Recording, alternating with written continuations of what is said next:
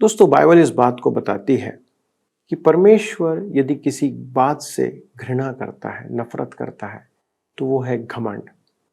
मनुष्य किस बात पर परमेश्वर के सामने घमंड कर सकता है? यदि आप इतिहास के पन्नों को पलटेंगे तो आप पाएंगे कि जितने भी बड़े बड़े राजा, शासक इस पृथ्वी पर अब तक हुए हैं, उनका नाश और वे इस कारण से हटाए गए क्योंकि उन्होंने घमंड को अपने जीवन में आने दिया। हम घमंड करके कभी भी परमेश्वर के सामने खड़े नहीं रह सकते।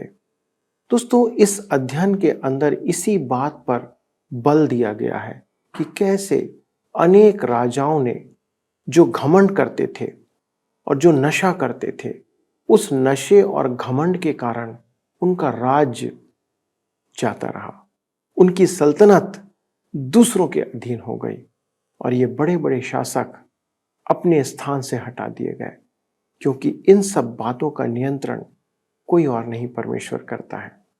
दोस्तों, आइए इस अध्ययन में शामिल होकर जानिए कि हम भी घमंड के द्वारा अपने स्थान से हटाए ना जाएं, परंतु आशीष को पाएं।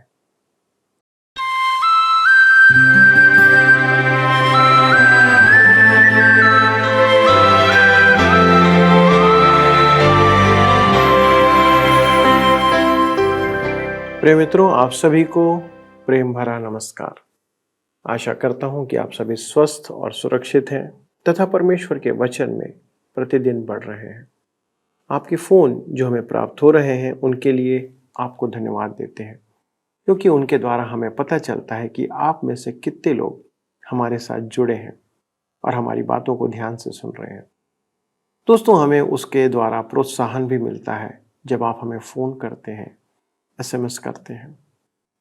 दोस्तों, हमारे लिए आपके विचार जानना बहुत आवश्यक है कि हम आपके प्रश्नों का उत्तर और शंकाओं का समाधान कर सकें और आपके विचारों को जान सकें। प्रिय मित्रों, एक बार पुनः सत्यवचन बाइबल अध्ययन में आपका स्वागत है। और जैसा आपको विदित है कि हम इन दिनों दानियल की पुस्तक का अध्ययन करते हुए 8वें अध्याय के 8वें पद से आज आरंभ करने जा रहे हैं। दानियल अपने दर्शन के कारण विचलित हो गया और परमेश्वर उसे उस दर्शन का वास्तविक अर्थ समझाता है। हमने देखा कि कोई भी राज्य सदा के लिए नहीं बना रहता।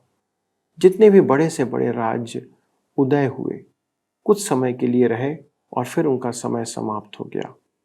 संसार में कुछ भी सदा के लिए नहीं है। हम संसार में ऐसे जीवन जीते हैं कि मानो सब कुछ सदा काल के लिए है। दोस्तों, मनुष्य यह भूल जाता है कि उसका समय इस पृथ्वी पर कुछ ही समय का है। यह परमेश्वर की योजना है, पर आरंभ में पाप के आने से पहले ऐसा नहीं था। परमेश्वर ने आदम और हव्वा को सदा काल तक परमेश्वर के साथ रहने के लिए रचा था, पर पाप में पड़ने के कारण मनुष्य ने स्वयं पर मृत्यु को आने दिया, जो पाप का परिणाम है। परमेश्वर पूरे संसार को पाप से बचने का मार्ग समझा रहा है और बाइबल का संदेश और उद्देश्य भी यही है कि मनुष्य पाप के परिणामों को जाने और उससे बचने के उपाय को भी जानकर अपने जीवन को बचाए। तो चलिए मित्रों, हम अपने अध्ययन में आगे बढ़ते हैं और जानते हैं कि परमेश्वर दानियल को और हमें उस दर्शन के द्वारा क्या समझाना चाहता है। मित्रों, आइए आज हम अपने अध्ययन में आगे बढ़ेंगे और दानियल नबी की पुस्तक उसके 8 अध्याय के 8 पद से अध्ययन को आरंभ करेंगे। लेकिन इसके पहले दानियल के दर्शन में अब हम एक 2 सींग का मेढ़ा देखते हैं, जिसका एक सींग दूसरे से बड़ा हो गया, और फिर एक बकरा है जिसके सिर पर एक ही सींग है। मेढ़े ने 3 दिशाओं को जीता, परंतु इस बकरे ने पश्चिम दिशा से आकर उसका दमन किया। इस बकरे का स्वभाव बहुत उग्र था और उसकी गति इतनी अधिक थी कि वह धरती पर पांव नहीं रखता था। ध्यान दीजिए, मेढ़ा मादी फारसी राजाओं का प्रतीक है और बकरा सिकंदर महान का प्रतीक है। तो आइए हम पढ़ते हैं दानियल की पुस्तक 8 अध्याय उसके 8 पद। लिखा है, तब बकरा अत्यंत बड़ाई मारने लगा और जब बलवंत हुआ तब उसका बड़ा सींग टूट गया और उसके बदले देखने योग्य 4 सींग निकलकर चारों दिशाओं की ओर बढ़ने लगे। ध्यान दीजिएगा, जब बलवंत हुआ तब उसका बड़ा सींग टूट गया। उसका सींग किसने तोड़ा? मनुष्य तो उस सींग को तोड़ने में सामर्थ्य नहीं था। संपूर्ण विश्व सिकंदर के पांव तले था। उसके बारे में कहा जाता है कि प्राचीन संसार को जीत लेने के बाद वह रोया था, क्योंकि अब जीतने के लिए उसके पास कुछ नहीं बचा था। एक दिन रात में उसने बहुत शराब पी ली, जिसके बाद उसे ज्वर या बुखार चढ़ जाने से बेबीलोन ही में उसकी मृत्यु हो गई। वह 32 वर्ष का था। करीब 323 ईसा पूर्व में जब बलवंत हुआ तब उसका बड़ा सींग टूट गया। बेबीलोन मादी फारसी और यूनान तीनों ही के पतन का कारण शराब थी। शराब देश को पतन के गर्त में ले जाती है। शराब पर प्रतिवर्ष करोड़ों रुपया व्यय किया जाता है। 1981 के सर्वेक्षण के आधार पर प्रति वर्ष अमेरिका में शराब के सेवन और उसके उपरांत वाहन चलाने से दुर्घटना के कारण करीब 26,000 व्यक्ति मारे गए और लाखों की संख्या में लोग अपंग हो गए। हम युद्ध में मारे जाने वाले लोगों के लिए विरोध प्रकट करते हैं, पर शराब के सेवन को रोकने के प्रति हम उतने जागरूक दिखाई नहीं देते हैं। सिकंदर महान शराब का आदी था। इस कारण उसके महान राज्य का पतन हुआ। उसने संसार को तो जीत लिया था, परंतु वह सिकंदर महान को नहीं जीत पाया। लिखा है, उसके बदले देखने योग्य 4 सींग निकलकर चारों दिशाओं की ओर बढ़ने लगे। सिकंदर के मरणोपरांत उसका राज्य 4 भागों में विभाजित हो गया। अध्याय 7 के चीते के 4 सिर यह प्रकट करते हैं। ये चारों सेनापति थे। कसांडर, जिसने सिकंदर की बहन से विवाह किया था, उसने यूरोप के भाग अर्थात यूनान और मकीदुनिया का क्षेत्र संभाला। लिसिमेखस ने एशिया माइनर संभाला, जो आज का तुर्किस्तान है।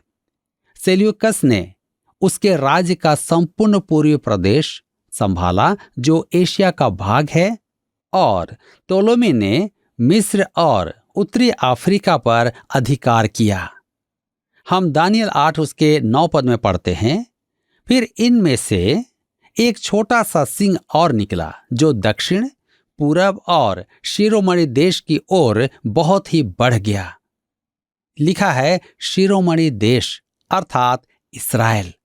यह छोटा सिंह पिछले अध्याय में वर्णित छोटा सिंह नहीं है। वह छोटा सिंह चौथे साम्राज्य से उदय हुआ था, परंतु यह छोटा सिंह तीसरे साम्राज्य से उगा था। यह सिंह ऐतिहासिक है, जबकि अध्याय 7 का छोटा सिंह भविष्य की घटना है। यह छोटा सिंह सेल्यूकस के राजवंश का था।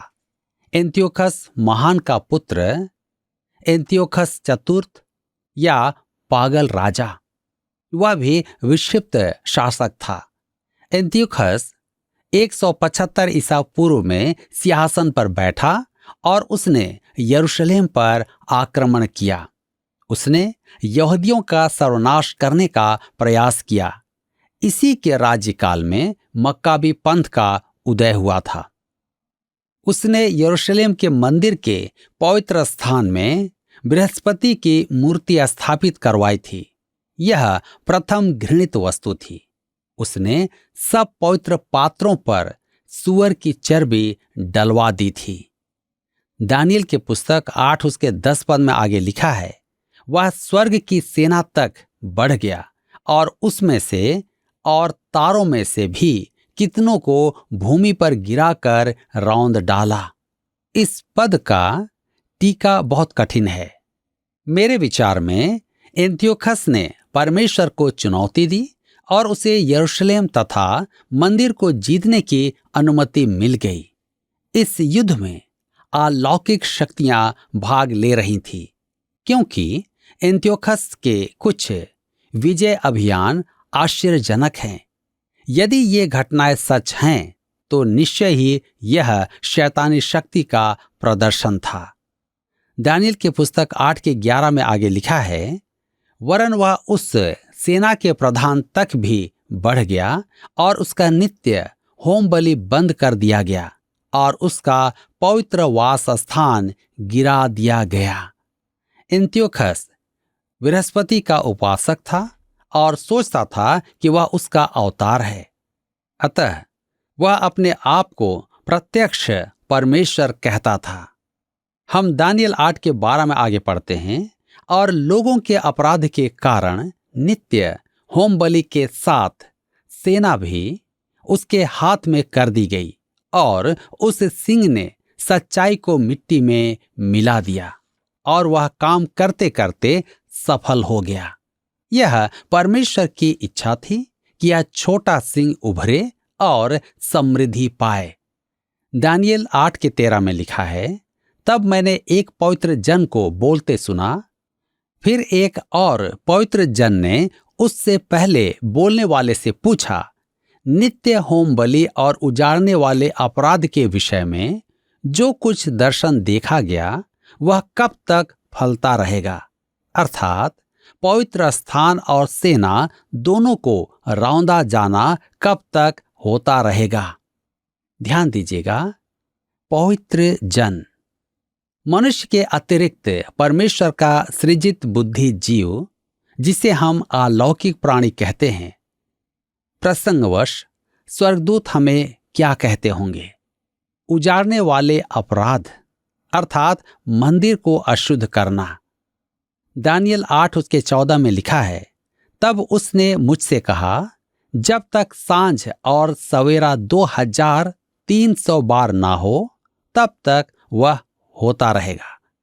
तब पवित्र स्थान शुद्ध किया जाएगा। इन 2300 दिनों के अर्थ निर्धारण के विषय में बहुत मतभेद है। सेवंथ डे एडवेंटिस्ट समुदाय प्रभु के द्वितीय आगमन जागृति से उत्पन्न हुआ था, जिसमें इस पद की व्याख्या करके प्रभु के आगमन की तिथि सन 1843 में निश्चित की गई थी। विलियम मिलर और उसके अनुयायी, जिसमें एलन व्हाइट भी थी, पृथ्वी को पवित्र स्थान समझ बैठे थे जो प्रभु के आगमन पर शुद्ध की जाएगी। मिलर निष्ठावान तो था, परंतु भ्रमित बैप्टिस्ट प्रचारक था। इतिहास ने उसकी व्याख्या को गलत सिद्ध कर दिया। यदि 2300 दिनों को 24 घंटे के दिन के अनुसार गिने तो वह 6 और 7 वर्ष होंगे, जो एंटियोकस के सताव के आरंभ का वर्ष अर्थात 170 ईसा पूर्व था। यहूदा मैकेवियस, जिसको हथौड़ा कहते हैं, ने अंततः सीरिया की सेना को मार भगाया और मंदिर का शोधन किया और पुनः समर्पण किया गया। यह स्मृति ज्योति के पर्व के रूप में मनाई जाती है। यूहन्ना रचित सुसमाचार 10 अध्याय उसके 22 पद में लिखा है, और यरूशलेम में स्थापन पर्व ज्योति का पर्व मनाया जा रहा था और जाड़े की ऋतु थी। यह यीशु के समय में मनाए जाने वाले पर्वों में से एक था। यहूदी आज भी इसे मनाते हैं। यह पर्व पुराने नियम में नहीं है, क्योंकि यह पर्व पुराने नियम और नए नियम के मध्य का समय था। दानियेल ने दर्शन तो देखे, परंतु यत्न करके भी वह उनका अर्थ समझ नहीं पा रहा था। उसी समय किसी ने जिब्राइल को पुकार कर कहा कि दानियेल को उसके स्वप्नों का अर्थ समझाया जाए। आइए हम देखेंगे दर्शन का अर्थ। दानियेल 8 अध्याय उसके 15 और 16 पद में लिखा है, यह बात दर्शन में देखकर मैं दानियेल इसके समझने का यत्न करने लगा। इतने में पुरुष के रूप धरे हुए कोई मेरे सम्मुख खड़ा हुआ दिखाई पड़ा। तब मुझे उलय नदी के बीच से एक मनुष्य का शब्द सुन पड़ा, जो पुकार कर कहता था, हे जिब्राइल, उस जन को उसकी देखी हुई बातें समझा दे। मेरे मित्रों, दानियेल दर्शन को देखकर चकित था। वह उनका अर्थ ही समझ नहीं पा रहा था कि जिब्राइल स्वर्गदूत प्रकट हुआ। बाइबल में जिब्राइल के प्रकट होने का यह पहला अवसर है। हम दानियेल 8 उसके 17 पद में पढ़ते हैं, तब जहां मैं खड़ा था वहां वह मेरे निकट आया और उसके आते ही मैं घबरा गया और मुंह के बल गिर पड़ा। तब उसने मुझसे कहा, हे मनुष्य के संतान, उन देखी हुई बातों को समझ ले, क्योंकि उसका अर्थ अंत ही के समय में फलेगा। जिब्राइल जो अर्थ समझाएगा उसमें स्पष्ट हो जाएगा कि एंटियोकस एपिफनस ख्रिस्त विरोधी का ही एक छोटा सा रूप है। कहता है उनका अर्थ अंत ही के समय में फलेगा। ध्यान दे, अंत ही के समय में, समय के अंत में नहीं। बाइबल में कहीं भी समय के अंत का उल्लेख नहीं है।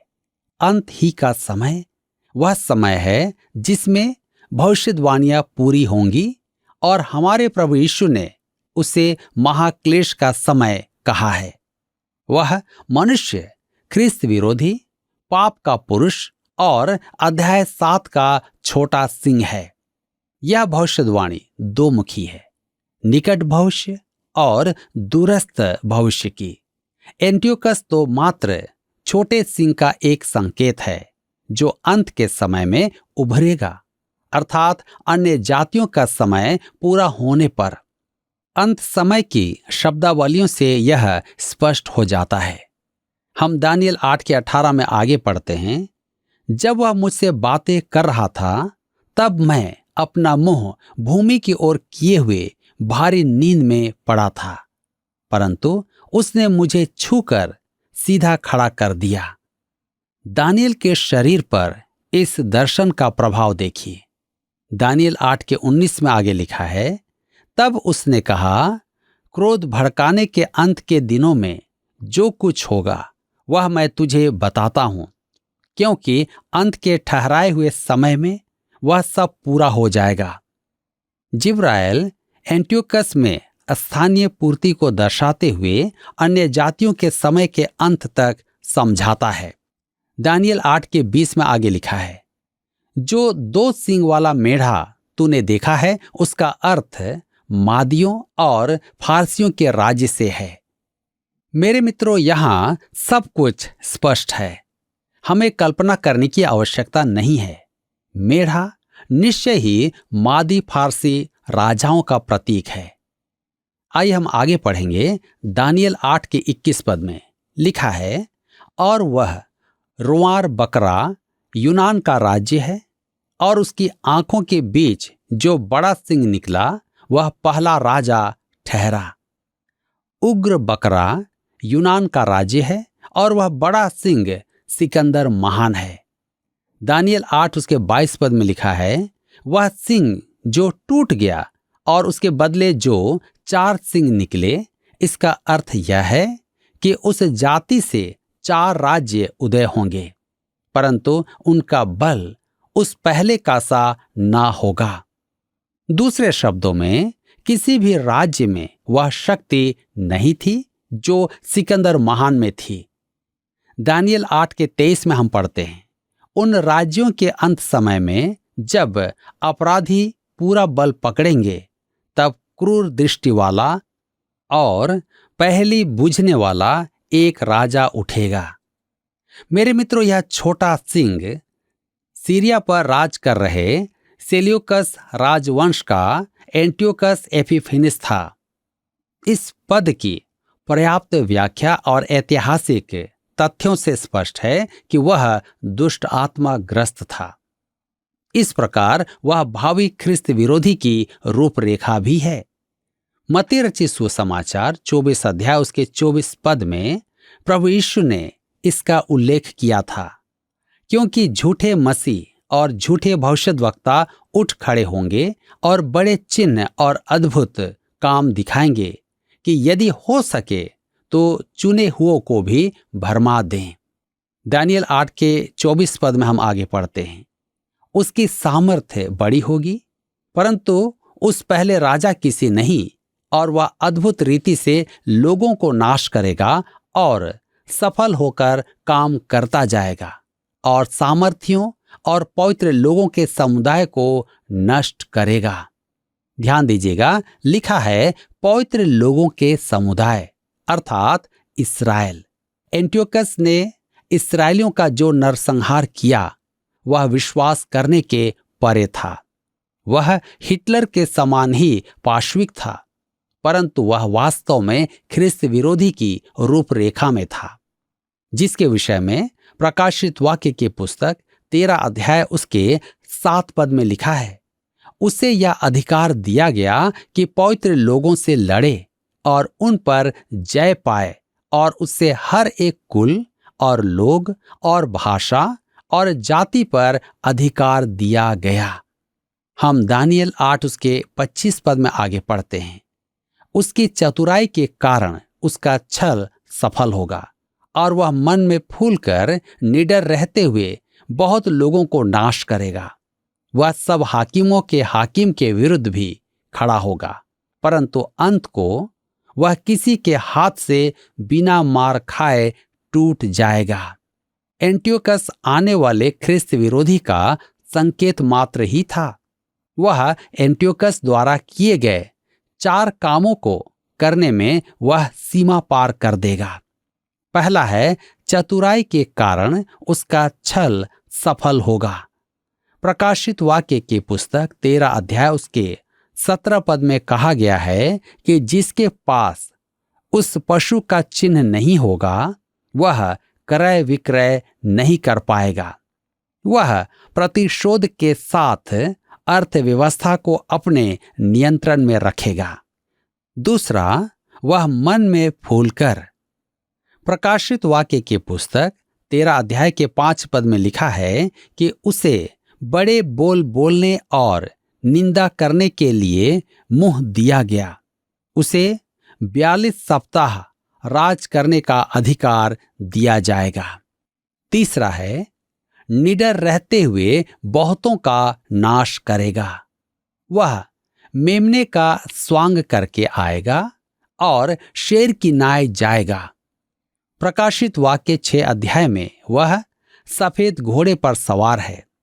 ध्यान दें, उसी के पीछे युद्ध का लाल घोड़ा आ रहा है। वह झूठी शांति लाएगा। और तब है चौथा, वह हाकिमों के विरुद्ध खड़ा होगा। वह प्रभु यीशु का विरोध करके युद्ध करेगा। ख्रिस्त विरोधी और प्रकाशित वाक्य 13 अध्याय के पशु का चिन्ह है कि वह प्रभु यीशु का विरोधी होगा।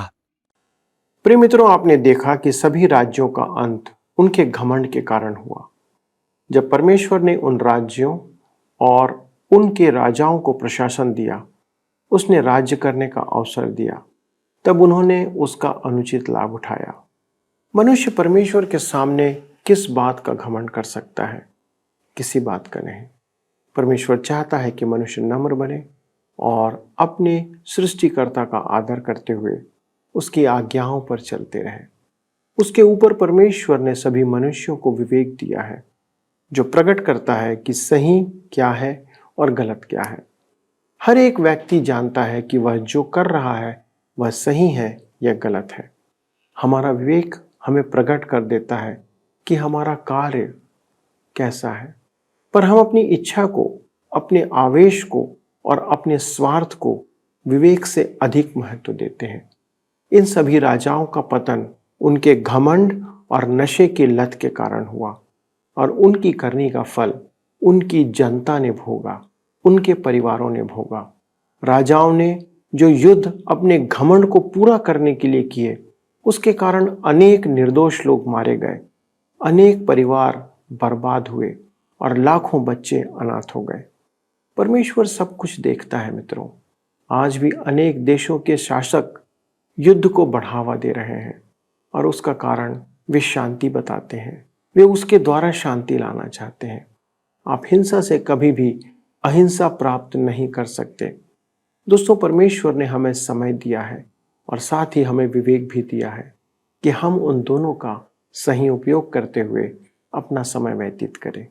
आइए हम प्रार्थना करें और परमेश्वर को इन बातों के लिए धन्यवाद दें। स्वर्गीय परमेश्वर पिता, हमारे उद्धारकर्ता यीशु क्रिस्त के नाम से आपके सन्मुख आते हैं। आपकी दया के लिए धन्यवाद देते हैं, आपकी करुणा के लिए धन्यवाद देते हैं। प्रभु, आपने जो प्रेम हमसे किया उसके लिए धन्यवाद देते हैं। हमारी प्रार्थना है हमारे सभी दर्शकों के लिए, उनके जीवन में प्रभु आपकी दया बनी रहे। प्रभु परमेश्वर, वे आपसे प्रेम करते हैं, आपके साथ रहना चाहते हैं, इसलिए वे प्रभु प्रतिदिन इस अध्ययन में शामिल होते। पिता, ये हमारी विनती है प्रभु, वे किसी प्रकार से अपनी आशीष को ना खोएं, उनकी सहायता करें, उनके परिवारों को प्रभु अपनी महिमा के लिए उपयोग करें और उनके जीवन के हर एक संघर्षों में प्रभु आप उन्हें विजयी बनाएं। धन्यवाद देते हैं प्रार्थना को सुनने के लिए और प्रभु यीशु क्रिस्त के नाम से मांगते हैं, आमीन। प्रिय दोस्तों, आज के अध्ययन में शामिल होने के लिए बहुत बहुत धन्यवाद। अगले प्रसारण में निश्चित तौर पर हमारे साथ शामिल होइएगा, क्योंकि हम इस अध्ययन को आगे बढ़ाएंगे जो बहुत ही रोचक होते जा रहा है। परमेश्वर आप सबों को आशीष दे। आइए अब हम प्रश्न को देखें। पिछले प्रश्न का उत्तर है ए, अरामी और इब्रानी। दानियल की पुस्तक को अरामी और इब्रानी भाषाओं में लिखा गया है। आज के अध्ययन पर आधारित प्रश्न है, सिकंदर के मरने के उपरांत उसके सेनापतियों ने उसके राज्य को कितने भागों में विभाजित कर आपस में बांट लिया? ए 2, बी 3, सी 5, डी 4। मित्रों, इस प्रश्न का उत्तर हमें कल सुबह 6 बजे से पहले विकल्प ए, बी, सी या डी के साथ अपना नाम, पता, स्थान के साथ 9651433397 पर SMS या WhatsApp करें। क्या आपको यह कार्यक्रम पसंद आया? अभी हमें एक मिस कॉल करें और आप अगले विजेता हो सकते हैं।